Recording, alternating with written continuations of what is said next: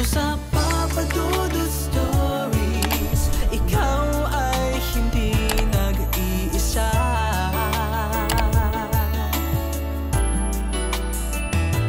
Dito sa Papa Dudut Stories, may nagmamahal sa'yo.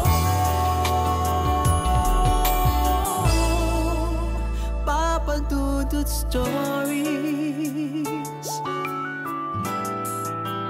Papa Dudut Stories. Dear Papa Dudut, sa lahat po ng mga nakatutok ngayon, huwag pong kalimutan mag-like, mag-share at mag-subscribe. Maraming salamat po sa inyong lahat.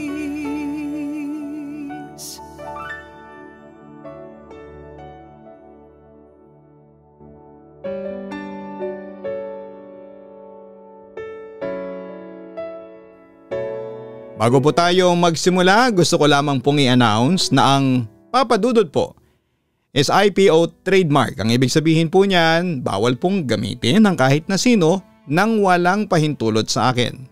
Maaari ko pong idemanda, ipahanap sa NBI o kung sino man ang mga taong gumagamit ng aking trademark nang walang pahintulot. Sa lahat po ng mga nag-re-upload, ginagawang cartoon sa mukha ko, pero ginagamit pa rin po ang aming content na audio content, kayo po ay binibigyan ko ng tsansa na ihinto na po ito at baguhin na ang laman ng inyong mga channels. Hindi ko po pinapahintulutan na may mag-mirror ng aming content na aming pinaghirapan. Maaari po ninyong i-report ang mga channels na nagpapanggap bilang ako, ginagamit ang trademark ni Papa Dudut, ang mga boses ko nang walang pahintulot. Ang tangi lamang pong maaaring gumamit ng Papa Dudut ay ang Barangay LS, ang channel na ito at Kaistorya YouTube channel. Lahat po ng mga hindi ko nabanggit ay hindi allowed na gamitin ang aking audio, ang aking boses para sa content. Samantala, kumusta na kayo? Tawagin niyo na lamang po ako sa pangalang Alisa. Nasa late 20s na ako sa ngayon at nakatira ngayon sa Pandacan, Manila. Meron akong gusto sanang i-share sa inyo. Hindi ko ito kwento pero isa ako sa involved at nakasaksi sa mga nangyari. At kapag naaalala ko ito ay nakakaramdam po ako ng lungkot. Papa Dudut, meron akong dalawang close friends na sina Ellie at Marian.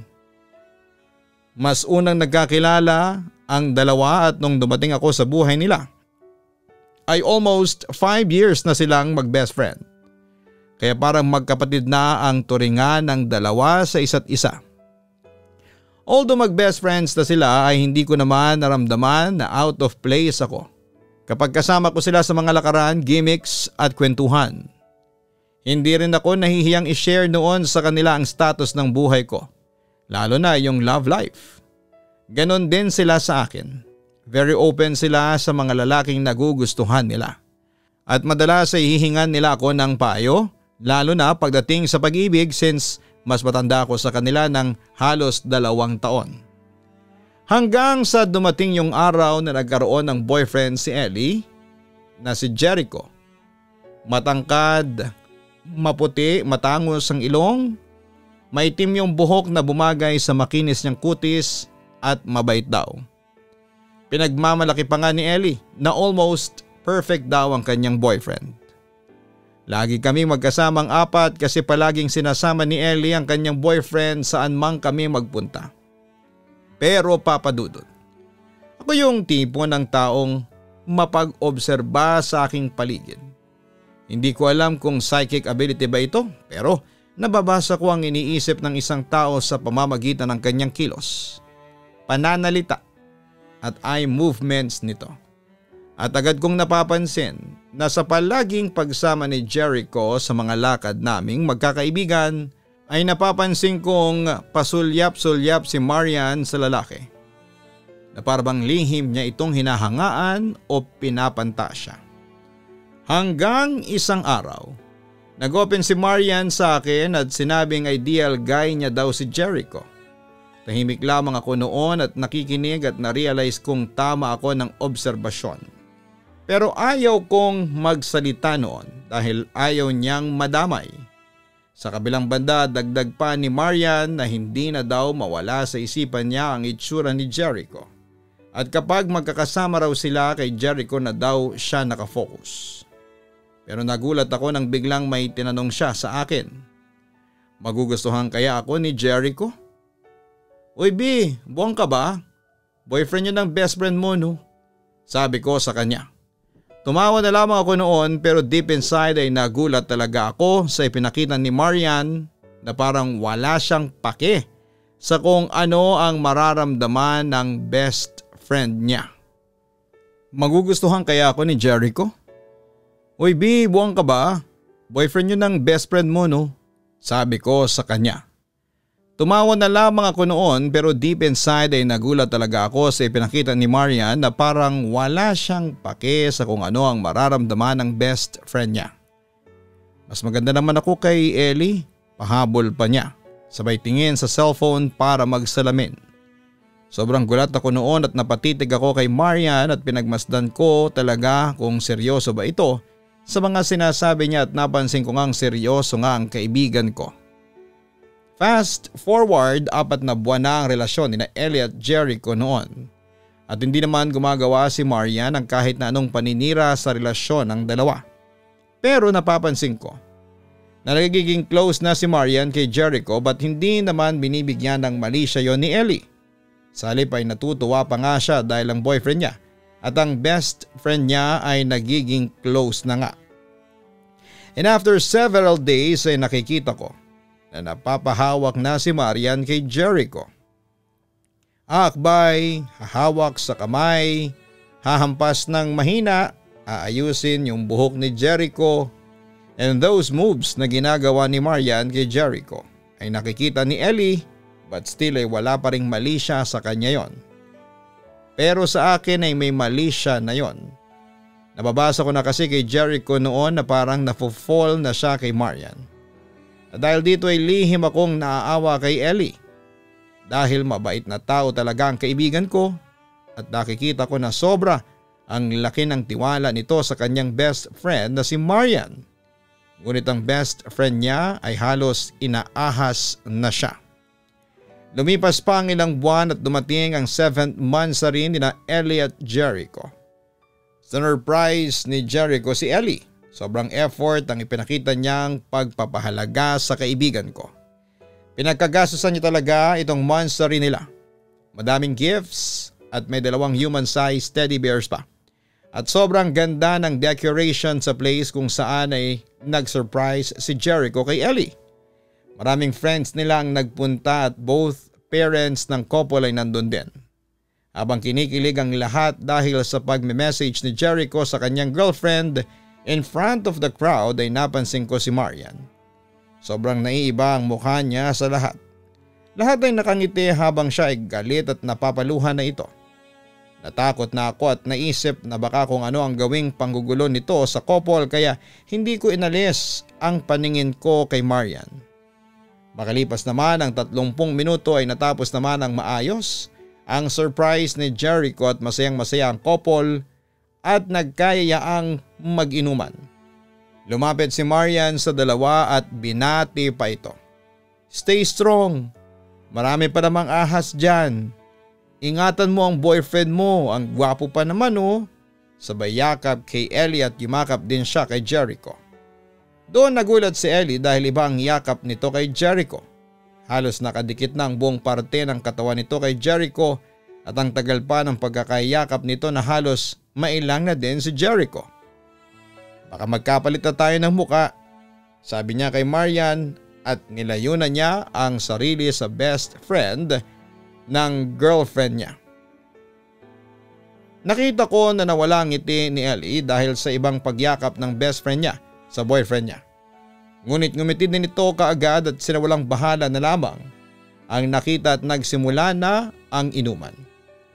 Makalipas nga ang 3 oras, kung hindi ako nagkakamali ay 9 PM na noon. Ang iba naman ay nakauwi na at yung iba ay naglalampungan na lamang sa gilid habang si Ellie ay tulog na din sa kanyang kinakaupuan. Dahil hindi naman ito malakas uminom. Ako naman ay hilong-hilo na pero nakikita ko pa ang paligid ngunit hindi na ako makagalaw sa kalasingan. Si Jericho naman ay hilo na din at pagewang-gewang kapag kumikilos. At nakita ko na lumapit si Marian kay Jericho at hinimas-himas ang mukha nito. Pero nagulat ako nang hinalikan ni Marian ang lalaki. Pagkatapos noon pero nahilo na ako ng mga sandaling yon. Kaya hindi ko na malayang nakaidlip ako. Kinabukasan nagising ako dahil sa iyak na naririnig ko. 7 a.m. na at wala na akong ibang kasama doon. Sinundan ko ang boses ng umiiyak. Nakarating ako sa kusina at doon ko nakita si Ellie na umiiyak at nakaupo sa sahig at sobrang magana ng mata nito sa kakaiyak. "O bakit ka umiiyak? Anong problema?" Usisa ko noon sa kaibigan ko. "Kagabi nagising ako 10 p.m. May naririnig ako nag-uusap.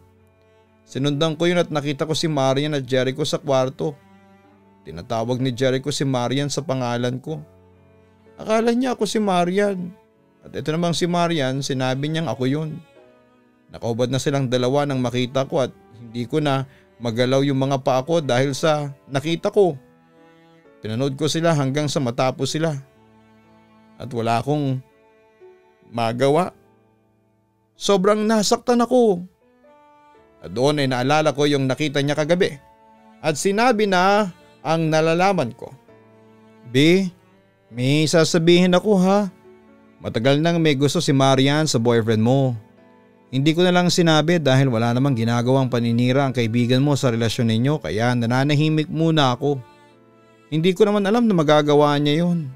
Wika ko habang nakaramdam ng guilt ng mga oras na yon. At umiiyak si Ellie. Mahal na mahal niya talaga si Jericho. Samantala ng araw ding yon ay nag-usap sina Jericho at Ellie. Sobrang nasaktan si Jericho at naawa para sa kanyang girlfriend. Hindi niya ito sinasadya at hindi niya alam ang nangyari. Plano lahat ito ni Marian at hindi nagpansina ng dalawa. Hindi din inaway ni Ellie si Marian at umiwas na lamang ito sa kanyang best friend. Samantala 2 weeks later sina Jericho at Ellie ay naging okay naman. Sobrang bait ni Ellie, tinanggap niya pa rin ang mga nangyari. Pinipilit niyang kalimutan ito at ganon din ang magulang ni Ellie dahil alam nilang mahal na mahal ni Ellie itong si Jericho. Naging okay ang relasyon ng dalawa pero papadudot after 3 months. Nagpunta si Marian sa bahay nila Ellie. That time ay andon ang both parents ng couple. Mga kapatid ni Ellie at andon din si Jericho pati na rin ako dahil 24th birthday yon ni Ellie. Sobrang galit ang lahat kay Marian ngunit kalma lang si Ellie at tinanong ito kung bakit siya nagpunta. Nakangiti lang si Marian, yung ngiti na parang nagmamatapang. Mamayang kaunti nagsalita ito ng happy birthday best friend. Meron akong gifts sa iyo, sabay abot ng box.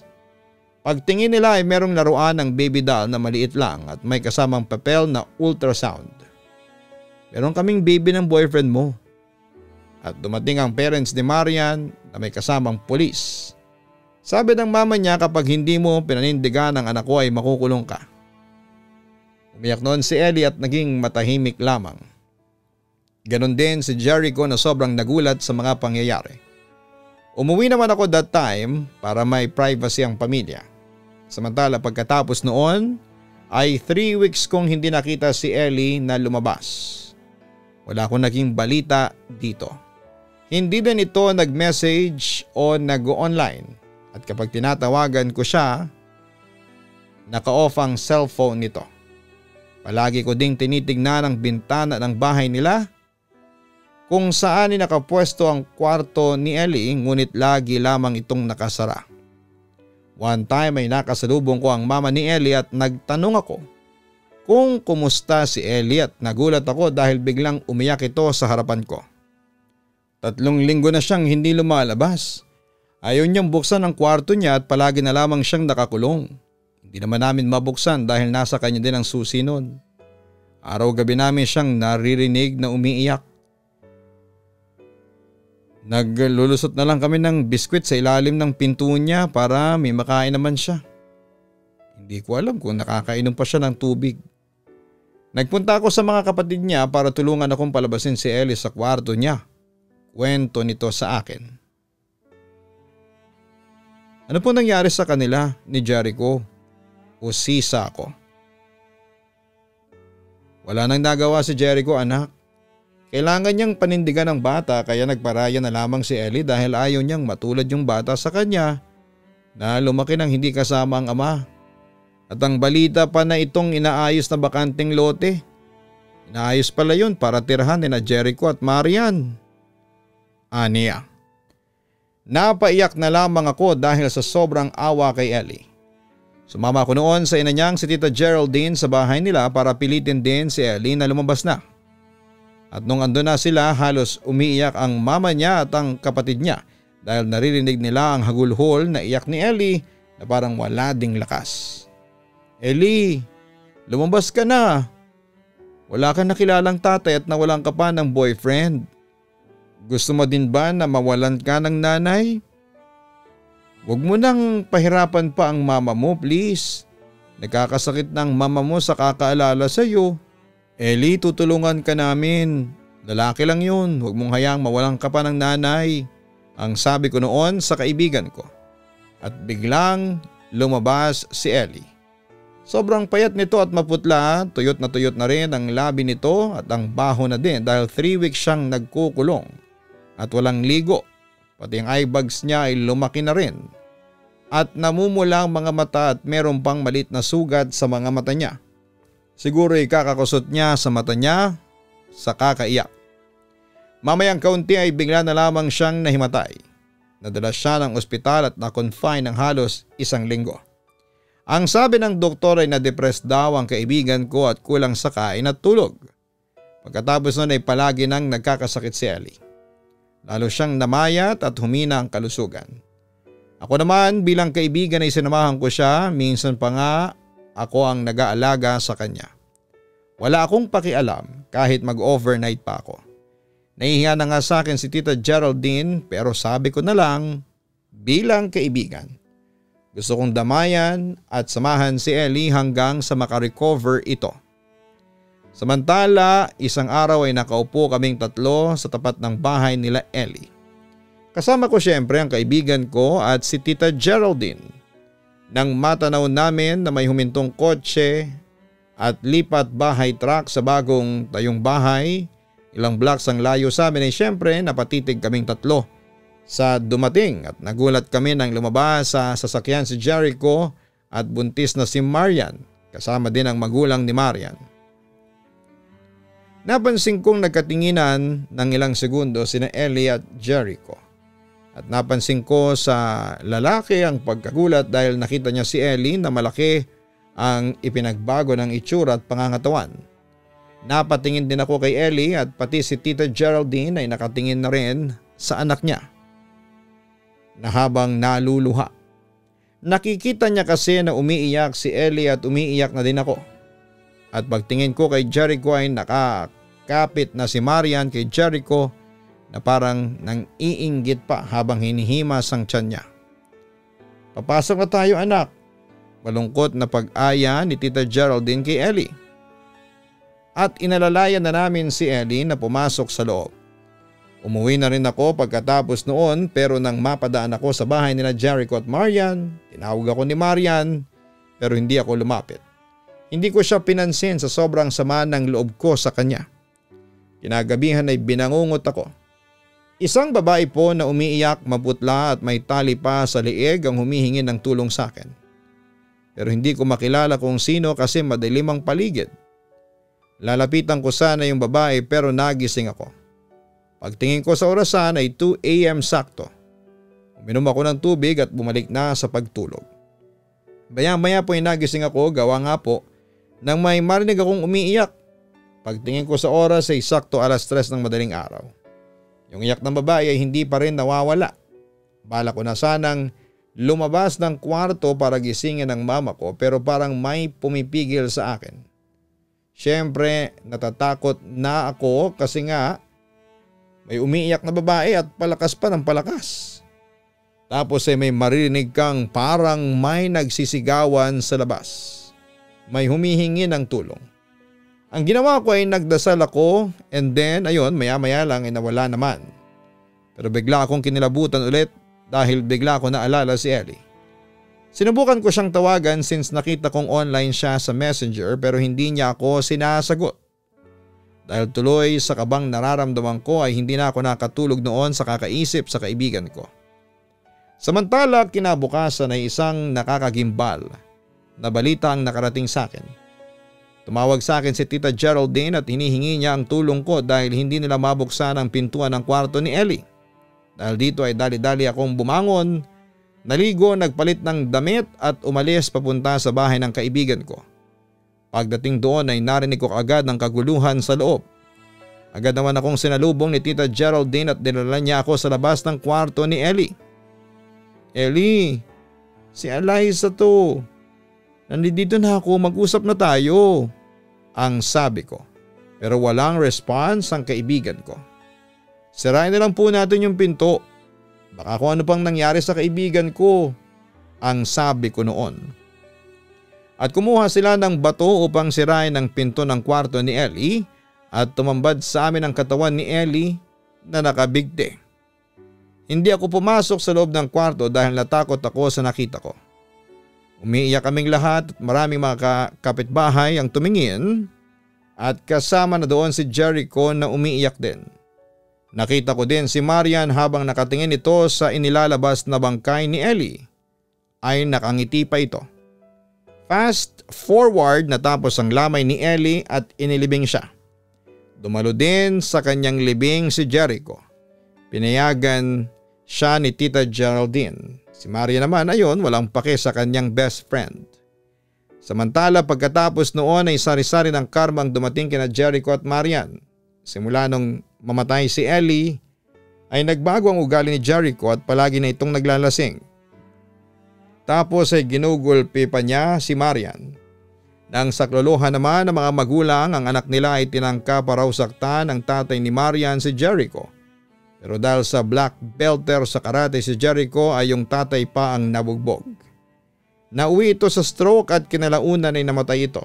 Natakot naman si Marian at ang nanay nito kay Jericho dahil na rin sa maalahalimaw nitong ugali.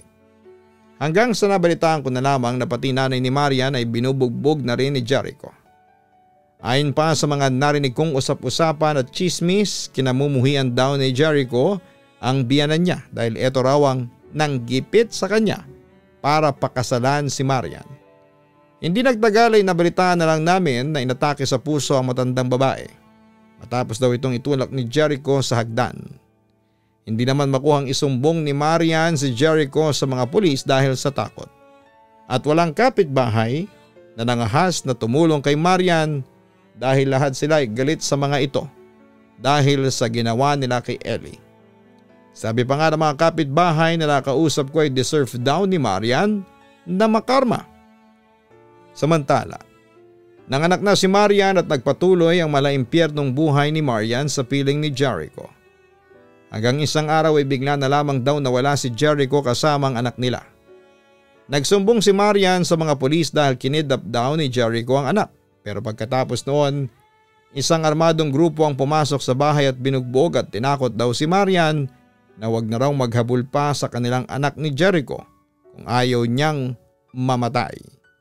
Dahil sa takot ay pinagpaubayan na lamang ni Marian ang kanyang anak kay Jericho at hindi na naghabol pa. Nagsimulang magbagong buhay si Marian pero palagi siyang hinahagupit ng karma. Nagkakaroon daw ito ng boyfriend ngunit lagi siyang niloloko. O kaya naman ay inaagawan. Lahat ng nakakarelasyon niya ay lagi siyang minamalas.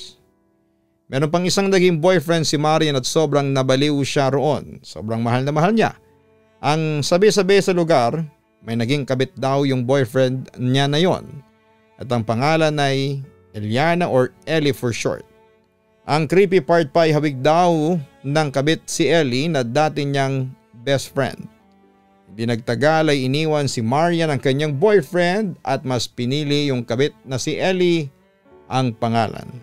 At hindi daw nagkaroon ng kaibigan ng Marian sa lugar na yon. Sobrang kinarma talaga siya. Lagi lang mag-isa si Marian sa bahay niya. May mga kapitbahay na nakakarinig sa kanya na sumisigaw ng Ellie, tigilan mo na ako. Samantala minsan ay nakasalubong ko si Marian pero hindi niya ako pinansin. Pero naobserbahan ko na sobrang payat na siya at maputla gaya ng nangyari kay Ellie. Na-depressed din siya. After a year ay nabalitaan ko na lamang na nabaliw na si Marian at nagpalaboy na lamang sa daan. Papadudot, ang nasaksihan kong yon ay patunay lang na totoo ang karma. Kapag gumawa ka ng masama sa kapwa mo ay siguradong pagbabayaran mo ito. Sa ngayon ay dinadalaw ko pa rin si Ellie sa kanyang puntod kada undas. At kaibigan ko na rin sina Tita Geraldine at mga kapatid niya. Labis pa rin ang pagpapasalamat nila sa akin dahil sa pagmamahal na ipinakita ko sa aking kaibigan. At alam mo, Papa Dudut, minsan ay nararamdaman ko ang presensya ni Ellie kahit matagal na siyang patay. Alam ko na binibisita niya ako at okay lang yon sa akin. Kung magpapakita man siya sa akin ay hindi ako matatakot. At sa halip ay magiging masaya pa ako. At hanggang ngayon ay nami-miss ko pa rin ang aking kaibigan. Hanggang dito na lamang po ang kwentuhan natin, Papa Dudut. Maraming salamat at magandang gabi sa inyong lahat. Lubos na gumagalang, Aliza. Maraming salamat, Aliza, sa pag-share mo ng kwento sa aming programa. Tama ka na totoo ang karma na kapag gumawa ka ng masama sa iyong kapwa ay babalik ito sa iyo. Mas matindi pa. Kaya pinapayo ko sa lahat na huwag tayong gagawa o mag-iisip ng masama sa ating kapwa. Dahil hindi natutulog ang Diyos. Tulad na lamang ng pagnanakaw ng content. Ayan na, paalala po ito sa inyo. Bawal pong mag-re-upload. Sapagkat wala po akong pinapahintulutan. Ang pag-re-upload po ng content ay pagnanakaw. Kahit po baguhin nyo pa ang mga thumbnail, ang mga artwork na lumalabas sa screen, ang pinakikinggan po ay ang kwento. At ito po ang inyong ninanakaw. Tandaan na palagi may hustisyang dumarating sa mga taong inaapi at inaagrabyado, habang pinapanagot naman ang mga taong gumagawa ng kasalanan. Hanapin ang Kaistorya YouTube channel at mag-subscribe. Ganon din sa Papa Dudut Family YouTube channel.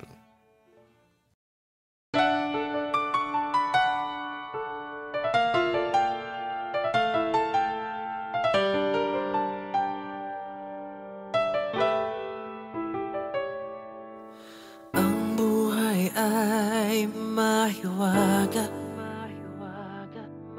laging may lungkot at saya. Sa Papa Dudut Stories, laging may karamay ka.